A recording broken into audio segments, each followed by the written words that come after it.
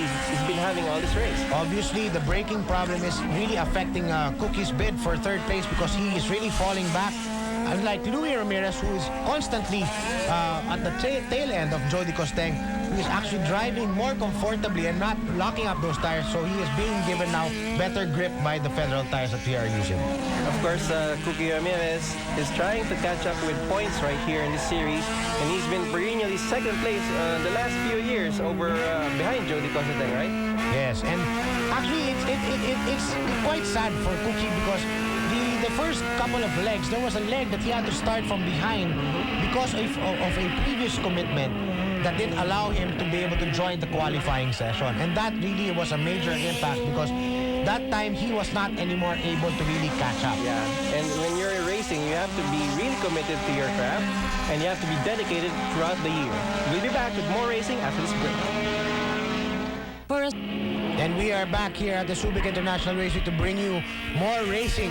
And here we can see Jonathan Buxton and Nico Montinola. Right, contact there at the back, and Nico Montinola, sideways, Nico Montinola. No, Nico Montinola just lost it there because of that pressure from Jonathan Buxton, if you can call it pressure. Nico Montinola now trying to get back and see the bumper of Nico Montinola almost falling off, so there definitely was contact. I am pretty sure we are going to be hearing complaints there because I think, Nico, that Jonathan Buxton also must have or should have backed off a bit because he was actually already pushing Nico Montinola forward, and that is not a good sight for a feel for a driver ahead because he is going to definitely complain about that to the marshals after this race. Yeah, because here, after you see at the exit of the chicane, you have to back off a bit and then accelerate and then back off again for the right-hander chicane into the grandstand straight. So Nico Montinola was already preparing for that grandstand straight, and Jonathan Buxton was just floored all the way. Yes, Jonathan Buxton just floored all the way,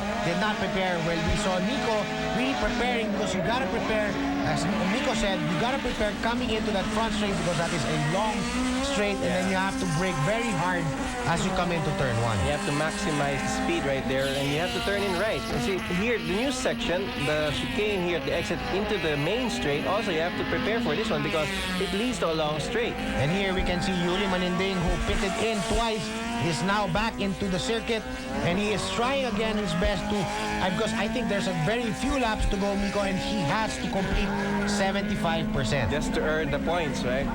And here, they're coming into the bus stop. Yeah. That's me again for you. And here we see Jody Costeng just easy on coming into that last section. But you can see Louis Ramirez is starting to close in. And again, this could be the tried and tested formula of Jody Costeng, pulling away at the very start of the race and then easing off just as the race ends. And there you can see Takeda-san showing, still monitoring Jody Costeng's time. And the pit crew is showing the drivers the lap times. It's very important for them to show the lap times to the drivers because the drivers use this as a guide, right?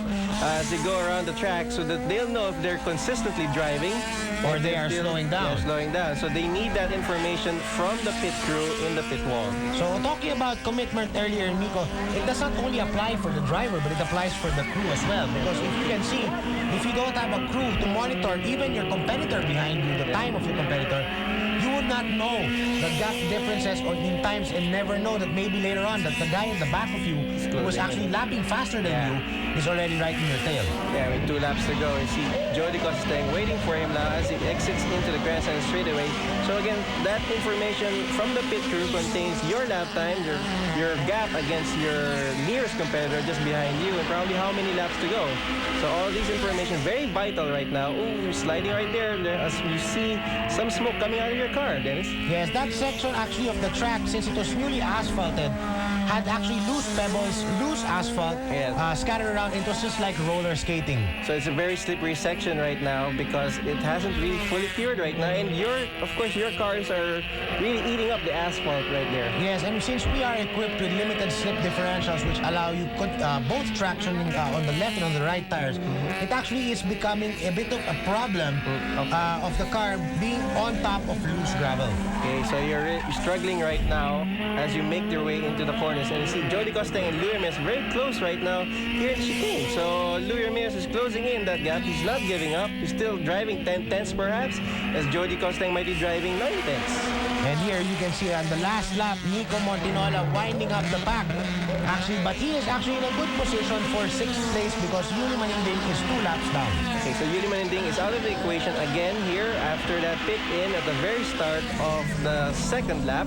So Yuli Maninding is now earning points right here in this race as the race leaders go through the new section of the track. Still Jody Costeng in the lead. That was a good turning in of Louis Ramirez in that turn 5 because he actually dipped the car almost off the road to prepare for a tighter line because I'm pretty sure Louis is still going to try to outlap Jody or to pass Jody on the last to try to see if he can get closer. Now. And there you can see it is becoming so close. Yes. But we see if he can maneuver his way two car lengths. Not quite. Jody Costeng, Jody Costeng with headlights ablaze. Very happy man over the finish line, checkered flag waving.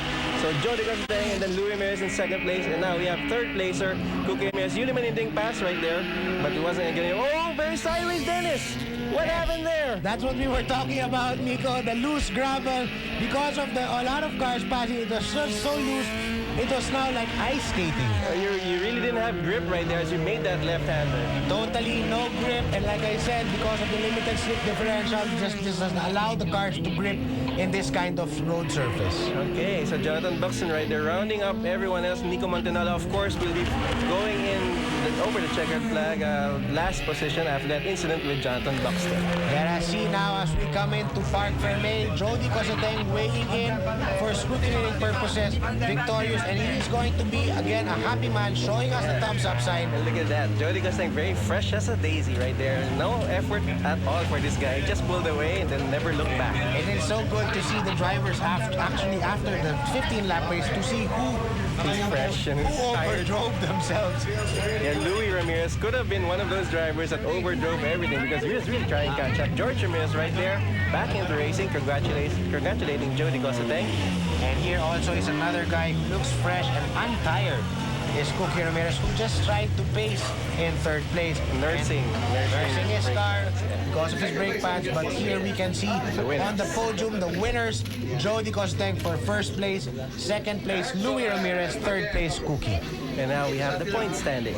So after 7 rounds of competitive racing, we still have on the race lead Jody Costeng with 105 points and Louis Ramirez of Petron SRA with 68, followed by Cookie close behind with 63. So now, Miko, mukhang dalawang magkapatid pa ang maglalaban for 2nd place. Very close battle right there. Of course, there's preferred Cookie Ramirez should win, but Louis is still in the lead. Now in 4th place, we have 45 points, Yuli Maninding.